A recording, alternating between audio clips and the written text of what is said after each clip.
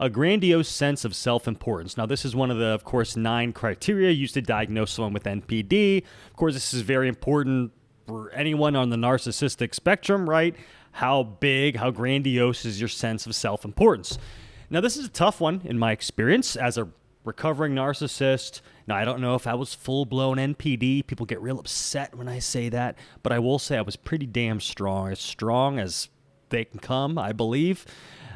We all need some sense of self-importance, right? I think that's called confidence, self-assurance, self-esteem, right? But grandiose, fantastical, pie in the sky, pipe dreams. And yes, I want to go through that, how I felt suffering from that, actually since I was a kid growing up. So how that presented in my life is such. I remember I was in 3rd grade or so, and I remember that was a distinct moment in my life. And I don't know if it's because, listen, the way I grew up, my father was not around that much. My mother seemed to always be kind of nervous or anxious or just worried and upset. I think about my father not being around very much. It's a long story. I might go into it in another video, but it wasn't an ideal family relationship situation in my house. And I felt like something was wrong at home, and I felt pretty alone in my own household. And when it came to school, we moved around quite a bit, and I ended up feeling like the odd man out at school. I always felt like the odd man out. And I remember distinctly looking around and thinking, there's something different about me. I'm weird. There's something different about me, unique or special or bad. My mind couldn't comprehend that, perhaps meaning bad, being such a young age, right? Very immature, 3rd grade. I turned that around into thinking, something must be special about me. I just don't belong with these people. I belong with other people. My parents, like my father, would always also say things like meaning well. He really meant well, but he would say, like on the baseball team, for example, I tried to play Little League. I wasn't very good at athletics, but I tried. And he would say things like, you're the best person on that team. They just don't know it yet. And hearing that, with the way I felt kind of different than everyone, that kind of reinforced this feeling of, I am. I'm supposed to be the best. I am the fucking best. I'm just better than all them. They're just not, these aren't my people. I need to be with my people. And I held on to that like a badge of honor. Like that was my defense shield against the world, against feeling weird, feeling different, feeling judged.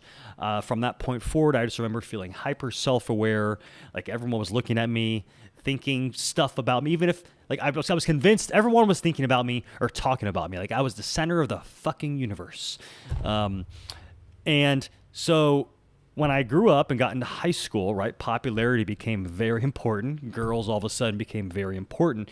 And women, and just popularity, being accepted, being validated by women, by other men, became extremely important to me. Now, from other men, to me, that was like rocket science. I couldn't really get that. From women, right, because of the attraction thing, they could look at me a certain way. They could flirt with me. Oh, they wanted me. I'm validated. I must be worth something. I want more of that. It was like drinking. Women were like another alcohol to me, because on top of that, I found alcohol. And those two became extremely important in my life from the time I was about 14, 15 years old onwards. I clung to those two. And honestly, up through my 20s and early 30s, I didn't know which I liked better. In the end, I think alcohol ended up winning out, but it was a close tie, neck and neck, for all that time. And so grandiose sense of self-importance. Well, I always thought somewhere in my head, I became convinced that I was destined for bigger and better things. Like the whole world would be mine. And it became this sense of entitlement. Like, I know I'm different, I'm unique, I'm special in a certain way. As soon as everyone can understand that, as soon as everyone just gets that, if I find the right situation, the right person who gets me, the right, combination of woman and situation and people I meet, everything's just gonna click and my life will just be perfect. I'll hit the lottery ticket. I won't have to work really hard for anything. I don't understand what this discipline thing is. I'm not like these other people. I'm different. I'm made to be epic just the way I am. I'm not like this anymore, okay?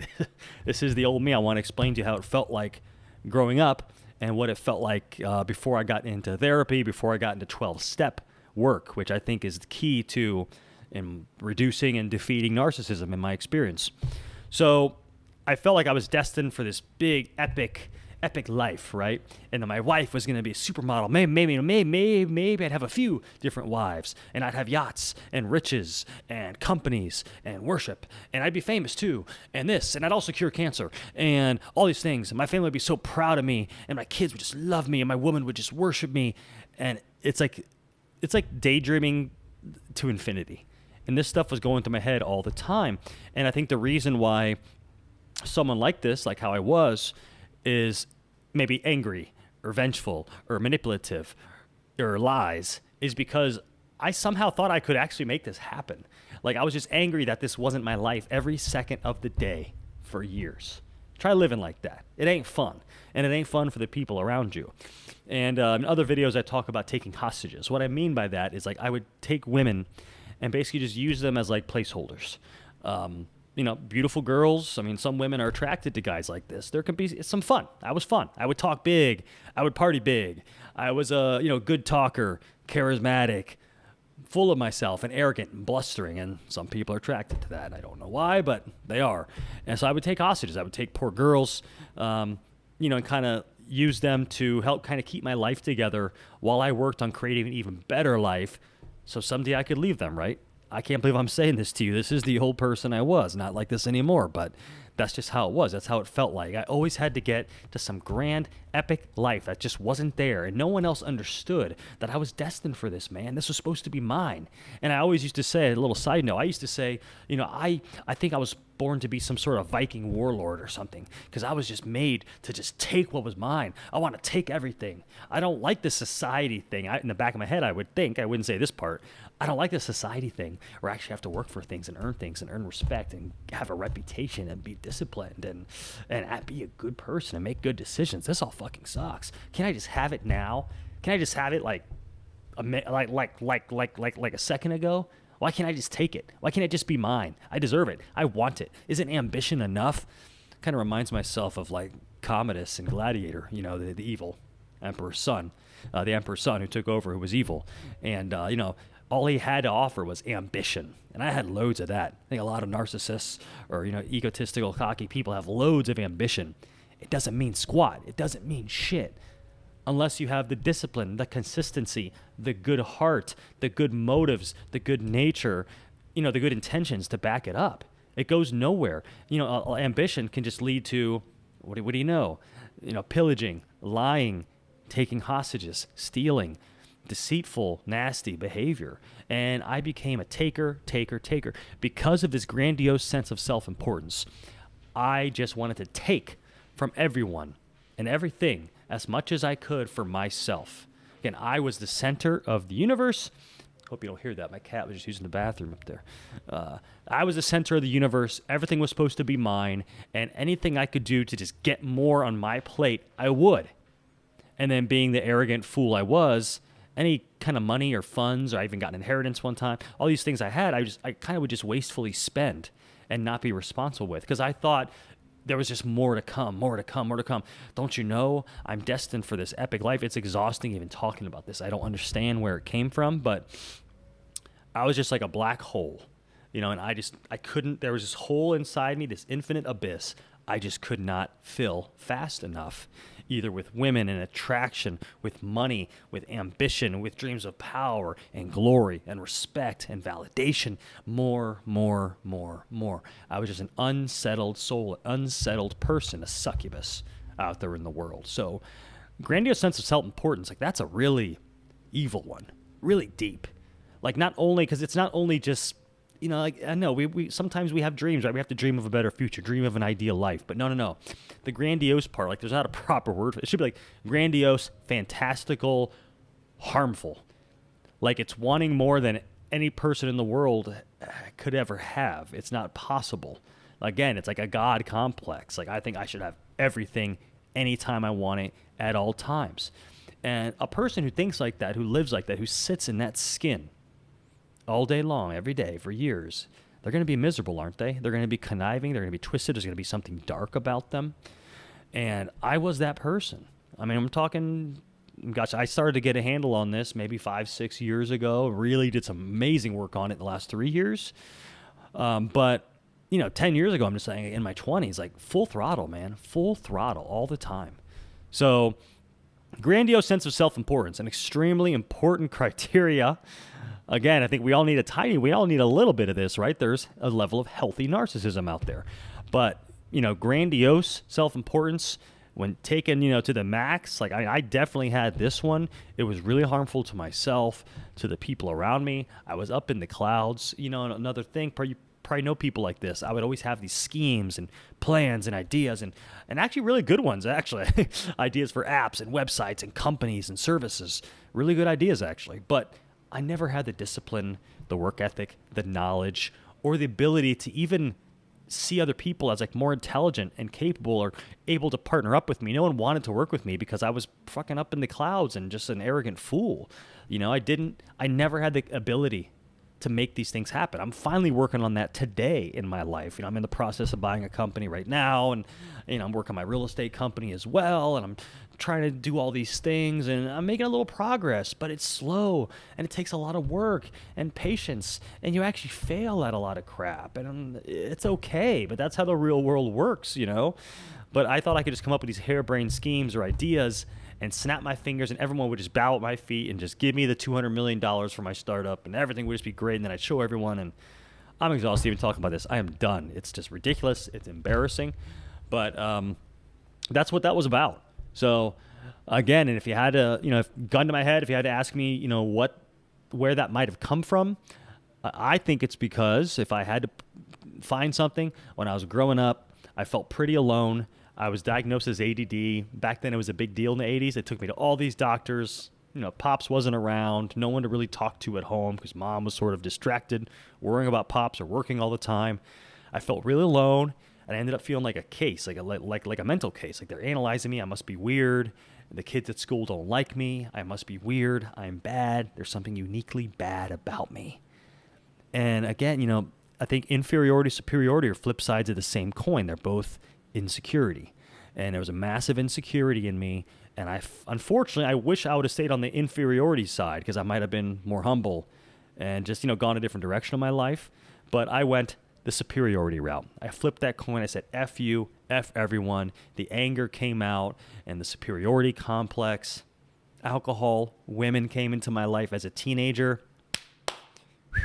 All she wrote.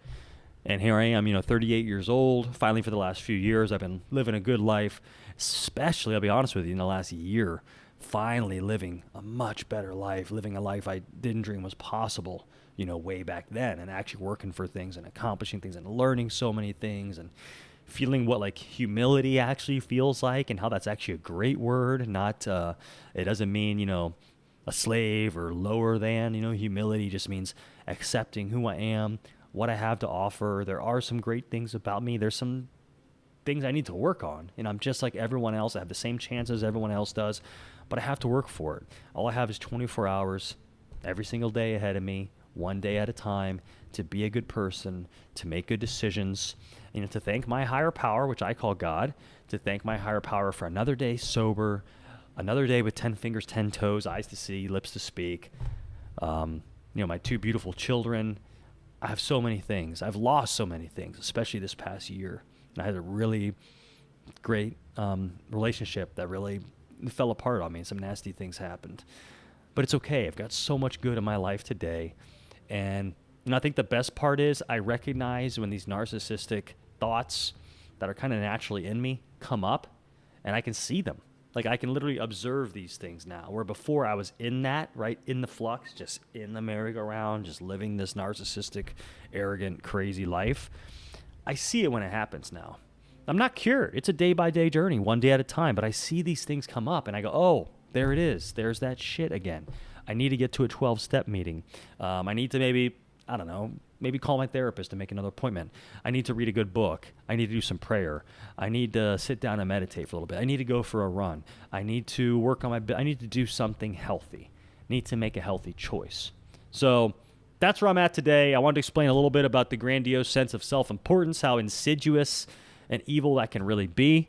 I think it's extremely important criteria because looking back, I just, being the narcissist and fool I was, I thought this made me superior to everyone. The fact that I can think so big and so outlandish and so huge and so massive. You even hear books, though, the magic of thinking big. But it was coming from a place of superiority over other people. I can do this because I'm better than everyone else. I can do this to show everyone else. I can do this to prove them all wrong. It was always about getting over on someone else, not about, making something big to really, solve world hunger and make lives better for people and just make a better, more beautiful world. No. It was from a place of self-importance, of me being the center of the world and showing it and finally getting recognized for being the center of the world, for being God himself on the earth. Crazy stuff, huh? Anyways, I'm grateful to you for listening to this. If you made it this far, thanks so much. Hope you subscribe. More videos like this coming out all the time, just talking about kind of my journey through narcissism, through, having very strong narcissistic tendencies, being very arrogant, cocky, and, an addict. I became an alcoholic, and how I began to overcome these things and just create a better life. So it's still a journey day by day. I think I made it a long way, though, and I hope you'll join me. Thanks so much for watching.